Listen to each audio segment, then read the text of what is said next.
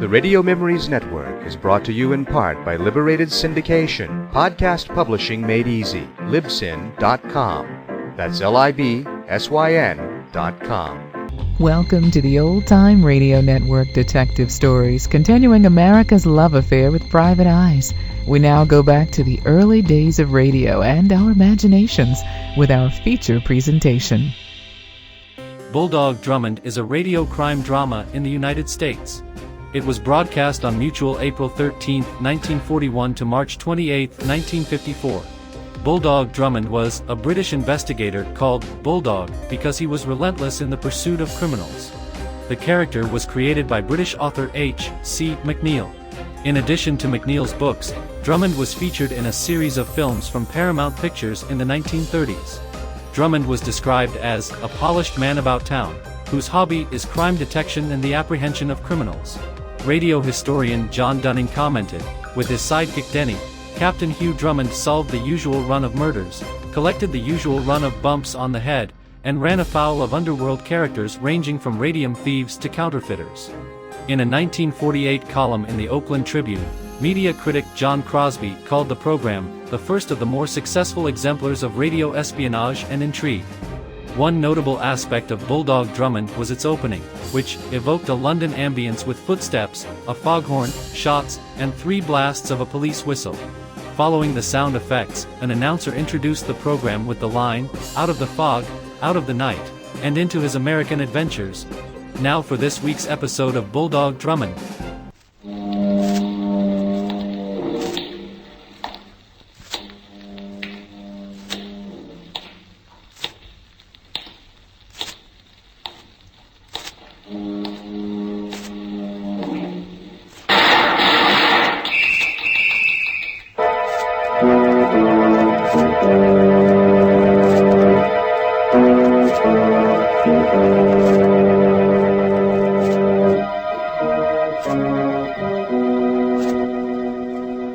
Out of the fog, out of the night, and into his American adventures comes Bulldog Drummond.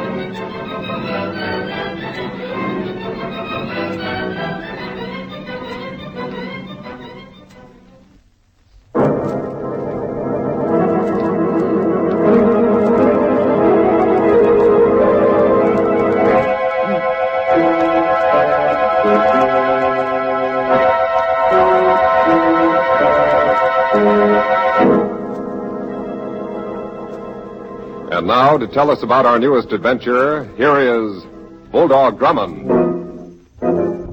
Before I begin, I'd like to ask a question.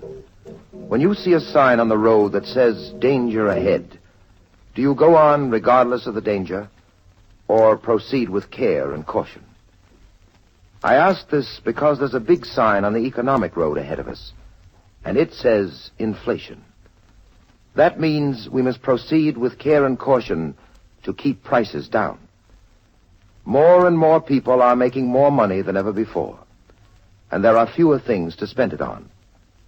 Therefore, if we outbid each other for what there is, we force prices up, the value of money decreases, and everybody suffers. But you must keep prices down. Buy only what you really need, and refuse to pay more than ceiling prices. Save all the money you can in the form of war bonds. Do all you can to avoid the pitfalls of that danger sign that says inflation. And make every step you take a step closer to victory. Keep prices down.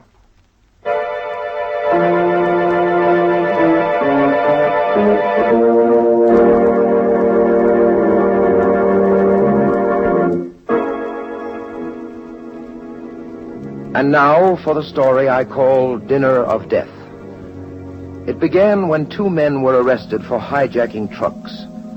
They were known as Barnaby Mullins and Spike Saunders. Mullins, who was released on bail, visited the office of the district attorney. Look, Mr. Mahoney, one of your assistants let me get this far, right into your private office. Will you listen to me for a couple of minutes? I'm too busy, Mullins. In court next week, I'll give you all the time you need, you and your pal Spike Saunders. Tell me something. How did you know where to pick me up? The police have ways of knowing things like that. What happened? Did Tommy Pepper turn stewed pigeon? Cut it, Mullins. You're doing Tommy Pepper an injustice. He's a good newspaper man, a crime reporter who hates rackets and loves to show them up. Of course, I shouldn't talk that way about the celebrated racket buster, Tommy Pepper. Not the day before a big banquet in his honor. With you making the main speech of the evening. Is that all you came here to say? That's some of it. Is there anything special you'd like to hear? Yes, there is. I'd like a full confession from you. It would save the state needless trial expense. Confession? Look, Mullins, I'm making no deals with you or with anyone else. Confess or get out of here and take your chances in court. Okay. But before I start to talk, will you do me one favor? Name it. I got a few little business details to clean up before I start living on the state. Will you fix it to continue my bail for 48 hours? All right, Barnaby. You can have until the day after tomorrow at 9 a.m. Now, suppose you start talking.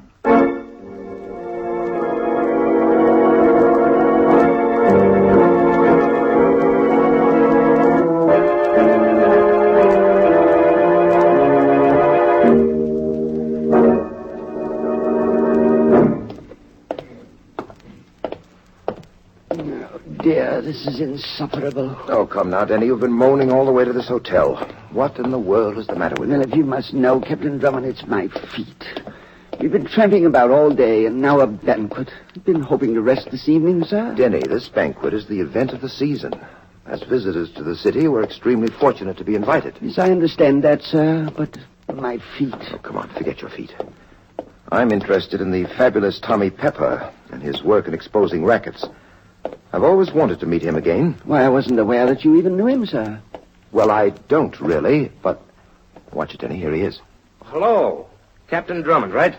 Yes, Mr. Pepper. We met some years ago. Don't tell me, I'll get it. At the Blackfriars Club, 1938, right? Right again. You have a remarkable memory. I never forget a face. I don't dare. It might be a guy just out of prison who had spent 10 years remembering I sent him there. Well, sorry, I can't oblige you there. Oh, pardon me. Tommy Pepper, this is Denny. Hiya, Denny. Very well, thank you, sir. Well, gentlemen, before we brave the mob in a banquet hall, how about the special private room? There are some hors d'oeuvres and a row of bottles. Will you join me? Well, thank you, Mr. Pepper. Shorten that to Tommy, will you? Good heavens, sir. There's a weird-looking chap following us, an enormous, hulking fellow. Yes, Denny, that's Dodo. And he is following us, or rather me. That's his job. Dodo? Is that his name? Sure. Dodo, come here. Oh, yeah. Dodo, meet some friends of mine, Captain Drummond and Denny. Friends? Yes, Dodo. Friends. Oh, hello. Hello there. All right, Dodo, stay close behind us. You said that Dodo's job was following you, Mr. Pepper? Yeah, that's right. He's not much to look at or talk to, but he's aces as a bodyguard. To date, I owe him 8 lives. My word, is there that much risk in writing about rackets? Constantly, and monotonously. Even tonight, some thoughtful soul telephoned me to say I'd die before the evening was finished. Well, here we are. And there's our distinguished D.A. studying his speech.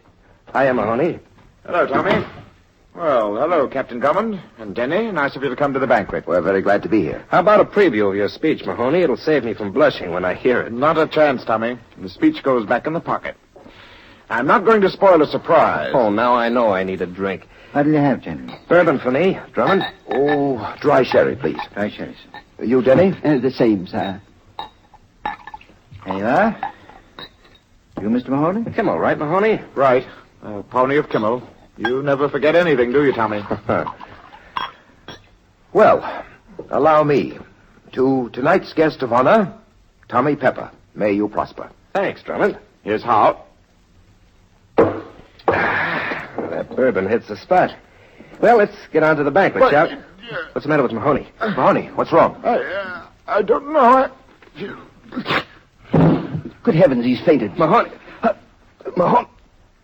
Drummond, we've got to do something. My word, sir. Now, Mr. Pepper has fallen to right across the body of the district attorney. Help me lift him, Denny.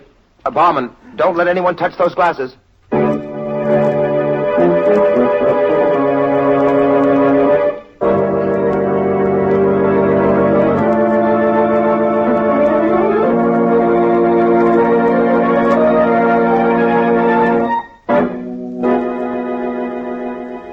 Our story continues in just a moment.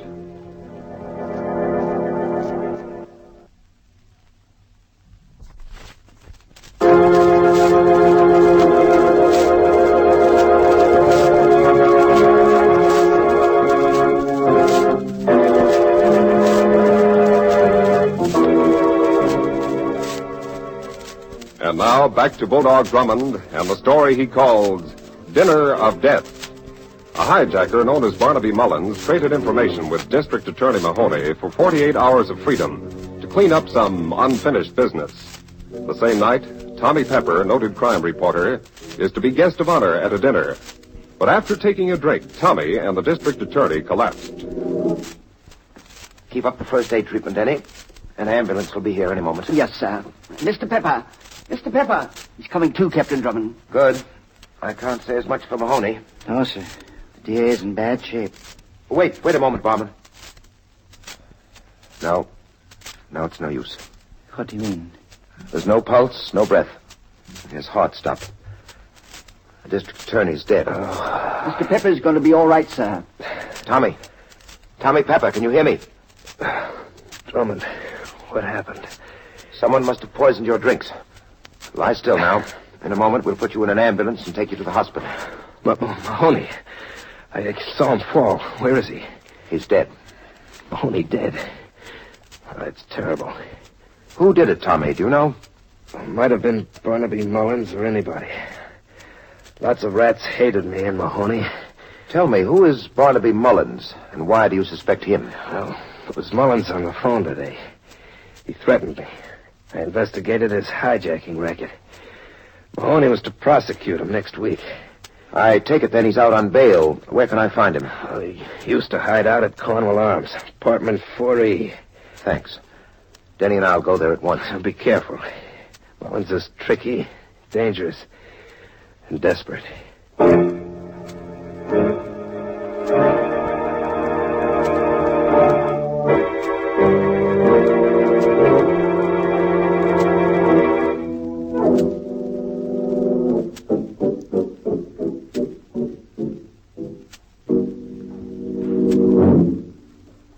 Here we are, Denny. Yes, sir. Apartment 4E. Skeleton key, sir? Try the door first. Why, it was unlocked. All right, inside. You'd better be prepared. Mr. Pepper said this Mullins person was a desperado. Good heavens, look. It's the ape man. Hello, Dodo. Whoa. Dodo, is Barnaby Mullins here? Mullins in other room you don't see. In the other room. Thanks. This way, Denny. This is fantastic, sir. Why is that creature here in the apartment of the man suspected of poisoning his master? Open the door, Denny. This is a light switch. Well, that must have been Barnaby Mullins. Hanged by the neck from an overhead pipe. Oh, dear. Hanged with his own belt, sir. Dodo! He's gone, sir.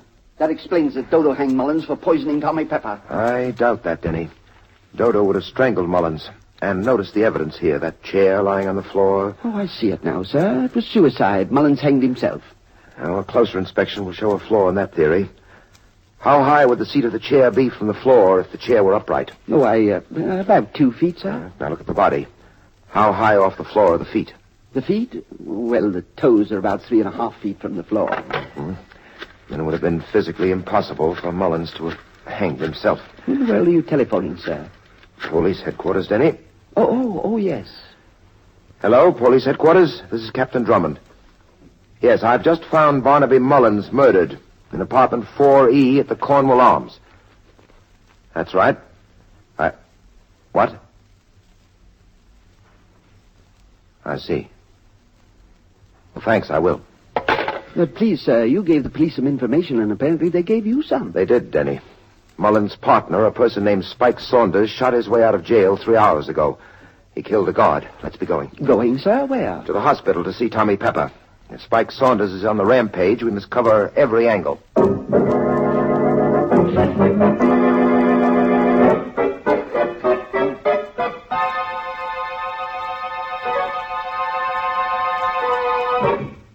You know, I dislike to press a personal issue, sir, but my feet are killing me. Yes, Denny, I know how you feel. I'm sorry we couldn't find a taxicab to bring us here to the hospital. But it's impossible that this Spike Saunders would invade a place like this, especially with the police on his heels.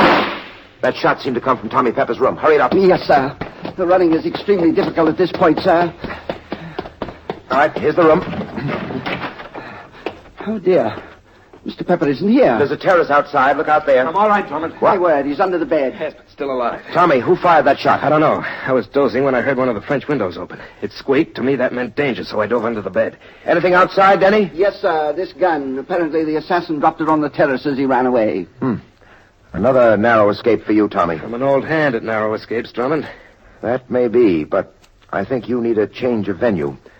There have been 2 poisonings. Barnaby Mullins has been hanged, and Spike Saunders has shot his way out of jail. Well, thanks for catching me up on current events. So Saunders is on the loose, huh? With the murder of a guard hanging over him. Well, in that case, I think I'll move out of here if you'll get me my clothes, Denny. They're in that closet over Yes, there. sir. Oh, I'll get them, Denny. Here we are. Shoes, socks, underwear. Let me help you with that hospital nightgown, Mr. Pepper. Thanks, Denny. Shirt, tie, trousers. I have them, sir. All right. Now, you can go along with Denny to our suite in the hotel. Meanwhile, I'll gather up the loose ends of the case. Here's your coat. You're not coming to the hotel, sir? Not just now, Denny. There are a few details I want to clean up. Well, Drummond, thanks for your help. I'll see you soon, I hope. Yes, both of us will, sir. Plaster on the wall is soft, and the bullet didn't go far. Should be easy to dig it out. Peculiar angle of entrance. There we are. Oh, pardon me, sir. Why did you come back, Denny? Well, Mr. Pepper considered himself far too capable to need a chaperone on his way to the hotel. He insisted that I come back here. He went on alone, so I gave him my key. All right, we'll follow him in a few moments. Yes, sir. You see, I believe that Tommy Pepper will need not 1 chaperone, Denny, but 2.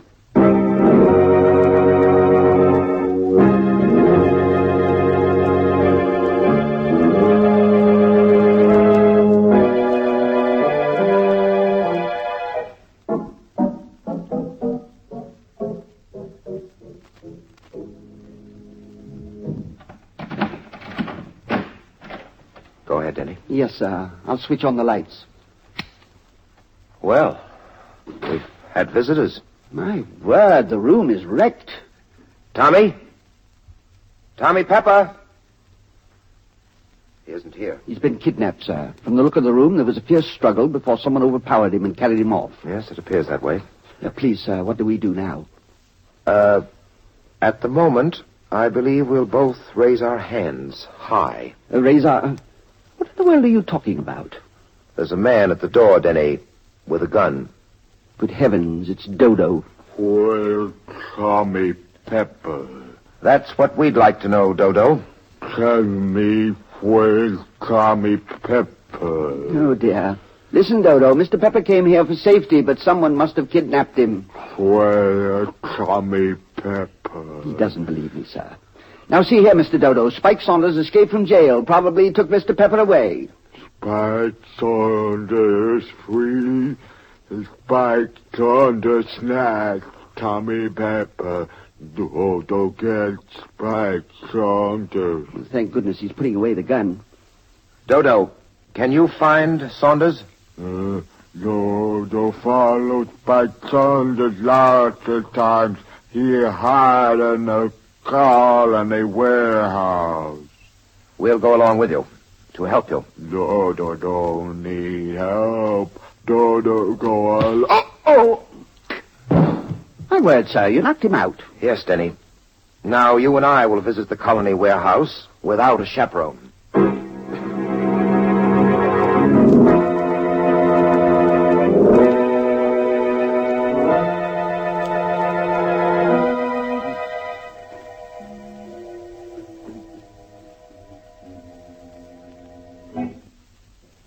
right now, sir. I cut out that bit of glass and reached through and fixed the burglar alarm just as you told me. You should have been a burglar, Denny. Well, thank you, sir. I'll raise the window. Go on in. My word, the warehouse is full. Yes. I noticed the stencils on the cases, Denny. Hosiery, shoes, cigarettes, machine tools. Canned goods. My word, this must be the loot of those hijackers, Mullins and Saunders. Probably. Hold it. Get him up. No, dear. It's Tommy Pepper. Tommy, it's Drummond, Denny. Well, how'd you get here, Drummond? How'd you get in? Oh, there are ways and means, Tommy. Tell us about this warehouse. Oh, it's a storage depot for hijacked civilian goods. Nothing but the best, of course. If you'll stay with me, I think we can grab the other member of the hijacking team. Spike Saunders is coming in. My word, how do you know that? Been watching through a window. He just drove up outside in another car. Not the one he was using when he yanked me out of your hotel suite. What happened to you there? Well, I just got in when Saunders arrived. He slugged me and started to take me for a ride. It was my good luck that his car blew a tire. I was conscious by that time, so I got away. You're lucky? You're telling me. I wouldn't be alive today if I wasn't. Drummond, got a gun? Not tonight. And lie low when the fireworks start. Saunders won't give up without a fight. Perhaps you better give me your gun, Tommy. Taking a criminal into custody is more in my line than yours. Oh, no, not tonight. I've been poisoned, shot at, and slugged, and I want revenge. Here he comes. Get him up, Saunders. Well, so what happens to me? I run into Tommy Pepper and into dark. That's right, Saunders, and my gun was up first, so walk in a straight line toward my flashlight and keep him up. Sure. Let's see your light. Oh, well, my finger must have slipped. Did it hurt you, Tommy? Nice shooting, Spike. You shot the flashlight out of my hand. Now it's my turn. Oh, no, you got me, a rat. Right in the breadbasket. All right, Tommy. You won your duel. Yeah, I almost lost it. All right, Drummond, you can have my gun from here in. It's your show. Thanks.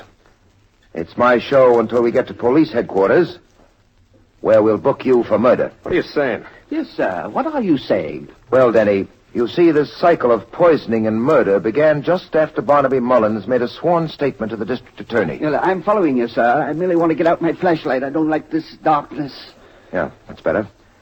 Your real talent, Tommy, was blackmail. You used the information you picked up about rackets to extort money from crooks. Will you confirm that? Confirm nothing. Denny. Oh, I'm sorry, sir. He knocked the light out of my hand. Drummond, you were too fast with your information. Now you haven't got a light. Making an arrest in the dark's pretty tough. Where in the world is he, sir?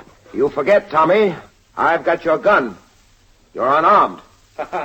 One correction, Drummond. I just picked up Saunders' gun. He won't need it anymore. Hit the floor, Denny. Yes, sir. One other little point, Drummond. My gun has only one cartridge left in it. There were two. I used one on Saunders. You've got just one shot to fire. I've got plenty in this gun. Have you? Oh. I missed you, huh? Why don't you try the one shot you've got, Drummond? You might make a bullseye by a miracle. Please, sir, is he bluffing? No, Denny. There's only one live cartridge left in his gun. In this gun, and Tommy's moving around in the dock.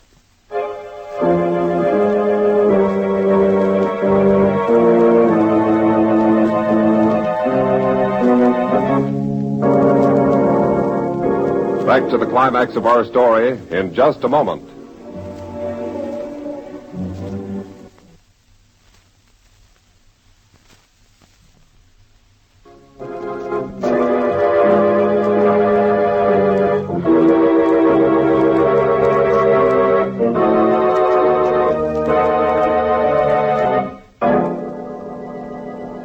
And now back to Bulldog Drummond. In the Colony Warehouse, a depot for hijacked civilian goods, Drummond and Denny are peering into darkness. Drummond has one live cartridge in his gun. Tommy Pepper has more. Come on, Drummond. Why don't you shoot? You might hit me. Of course, sir, it's none of my business, but do you think you might hit him? As he said, Denny, I might score a bullseye by a miracle. I'm saving this last shot. But what can we do, sir? I think you'd better start creeping. Creeping, sir? My feet are aching terribly. Crawl, Denny, on your hands and knees while I talk to Tommy. You'll know where he is by his voice. Do you want me to find him, sir, and tackle him? No. Get behind him. Those wooden cases are stacked high. Get behind a row of them. Oh, I understand. Get behind a row of cases and behind him. That's it. Get moving now. I'll make him talk so you can locate him in the dark. And then a mighty heave-ho on the cases. Yes, I'll do my best, sir. All right, Tommy. How about it? Tommy? Yeah, Drummond? You ready to surrender? Not yet. You've committed 3 murders. I don't intend to make a 4th at your little game. Tell me something, Drummond. How did you know that I murdered Mullins? I was in the hospital when you found him. You hanged him before you poisoned the bottle of Kimmel for Mahoney. And then you faked your own poisoning. And in the hospital, you fired a shot from your own gun into the wall. You're quite intelligent, Drummond. How did you figure it out? With your help, Tommy. I didn't help you. At the hospital, I got your clothes for you. The district attorney's speech was in your coat pocket. The speech you stole from him when you fell across him in the private room. It makes very interesting reading. Keep talking, Drummond. Gladly. From what Mullins told him, the DA knew the truth. He would have exposed you in his speech at the banquet. All right, Drummond, now I know just where you are. That's all I wanted to know. Hello! I did it, sir. He's pinned underneath those heavy cases, and I'm watching him very closely. A nice piece of work, Denny. You deserve a rich reward. Well, in that case, there's something I'd like very much. Let's go home where I can take off my shoes.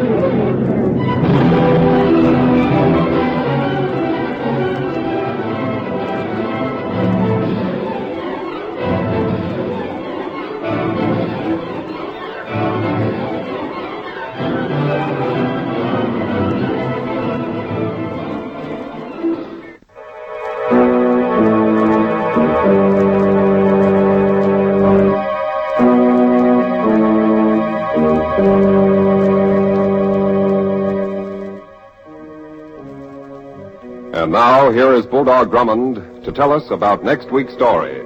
At a carnival, a gypsy fortune teller predicts Denny's future.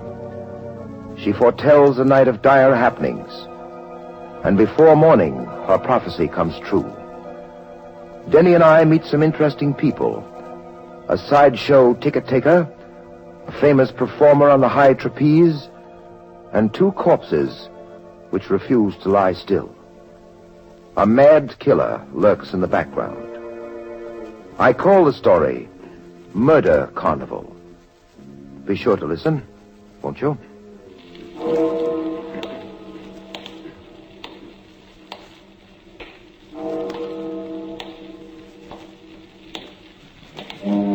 And so, into the night, walks Bulldog Drummond, seeking new adventure and excitement.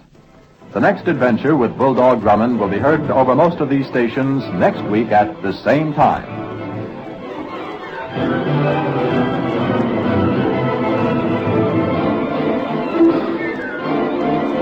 This is the Mutual Broadcasting System.